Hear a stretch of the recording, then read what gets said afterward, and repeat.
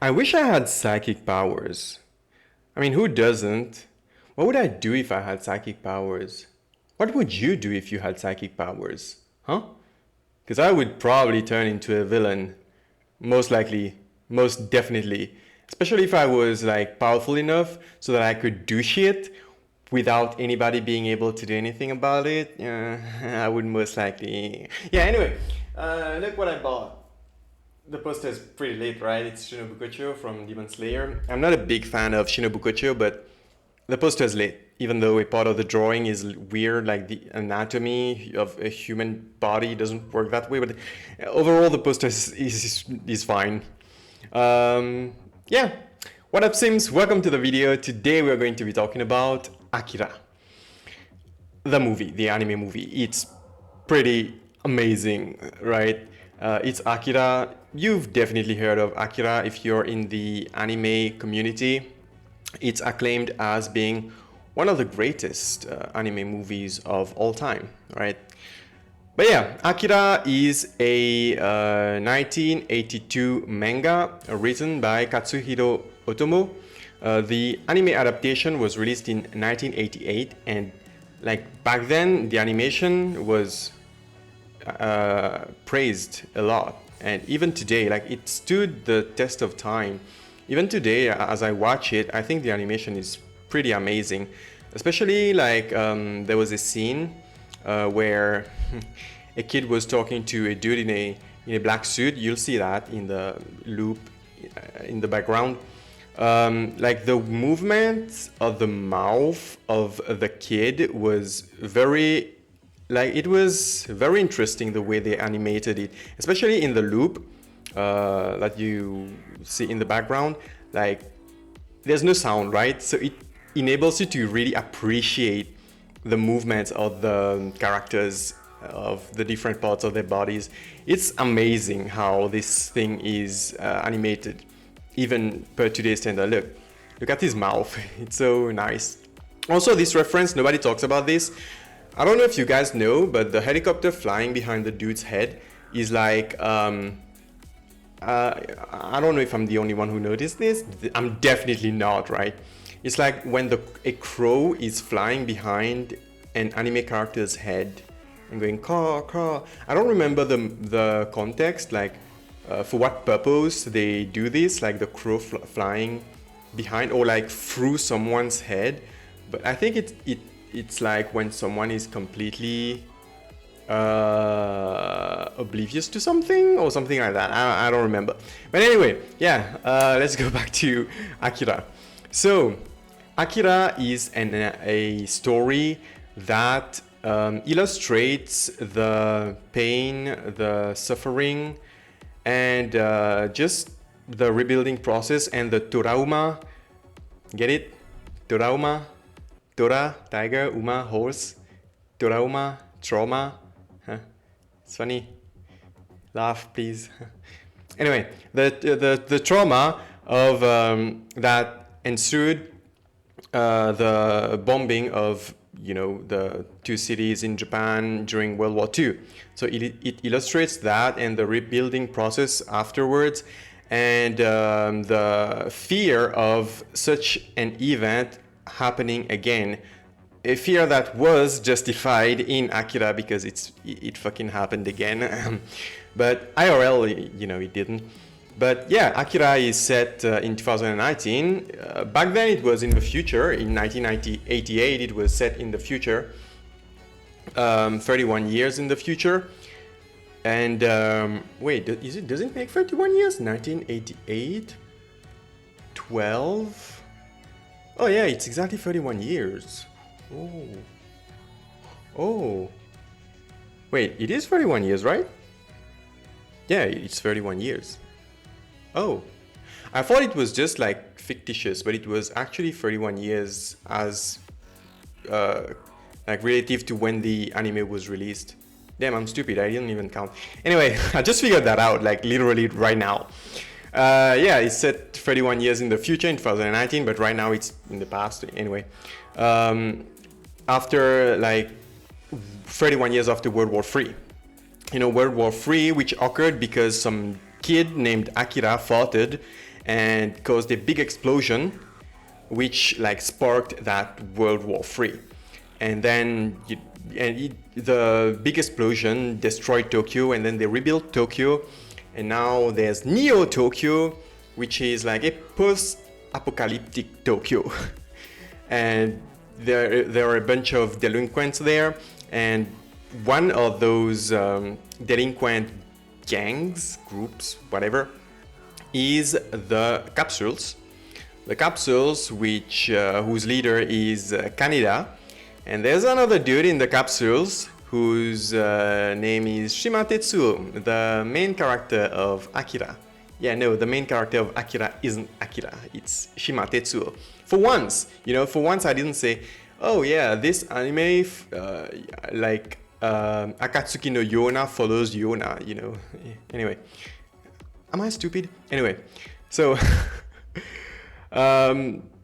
so it follows Shima Tetsuo, who awakens his latent psychic powers. And guess what?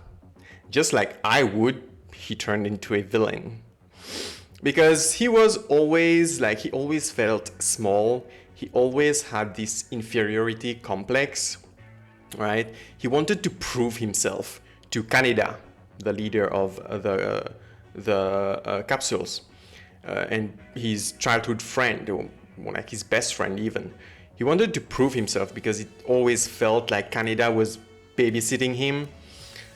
So when he got his psychic powers, which actually just made him go crazy, he was trying to prove himself, but he also went crazy. It happens. You just let the power take control. He couldn't control that shit. He didn't even try, I think. He was just abusing the power, and when you abuse something, it comes back to bite you in the ass.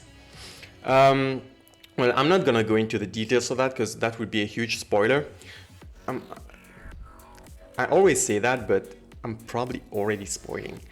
So Akira is really, really interesting. But in order to be able to really understand it, I would advise you to watch Earthling Cinema's video about Akira, because I did that. It's very confusing. You'll see in a lot of YouTube videos or in a lot of reviews, you see a lot of people who are just confused. And I was confused too the first time I watched it. The second time I watched it, I was still confused. So I had to watch a YouTube video. So I went and typed, Akira explanation, and I stumbled upon Earthling Cinema's video. It's not an in-depth explanation of Akira, but as from the 3-minute mark, before the 3-minute mark, it's just a description it's just a summary of Akira, of the anime movie.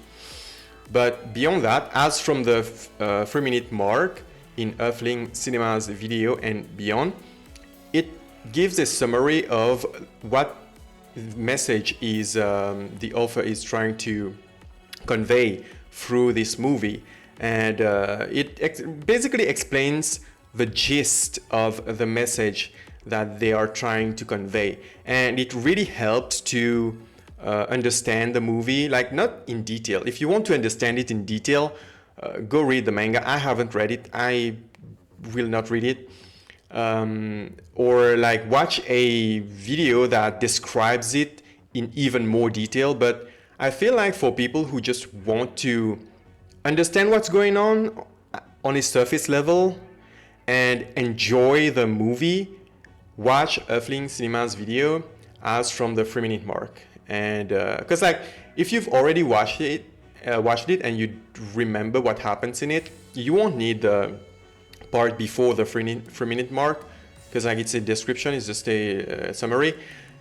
And if you haven't watched Akira yet, you don't want to spoil yourself. So just skip, watch us from the 3-minute mark before you watch Akira, by the way.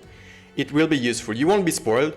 Watch it before you watch the movie, and you'll be able to understand what's going on and enjoy it to the fullest. At least it worked for me, I didn't watch that video before watching Akira. I watched half of Akira the second time I watched it. I watched half, And then I was like, okay, I don't understand what's going on. And then I went to watch that video, and it all made sense. You know, like I was getting the message. It felt right because I could really fully enjoy the movie. As I've said, if you want to get into the details, up to you. You can do your full research or read the manga or whatever. Right. So the thing about Akira, what sets it apart is, at least back then, it's definitely the animation, right? I wasn't even born when it was released, but it's definitely the animation. It's so insane how much effort they put in that thing. And one more thing, the characters are pretty interesting. The movie is rushed, okay? The movie is rushed. There's a lot that is left unexplained. This is why so many people are confused. But yeah, as long as you get the message that they are trying to convey, you'll be fine. And the characters are pretty funny. The whole thing is kind of funny in a way, but at least I find it funny.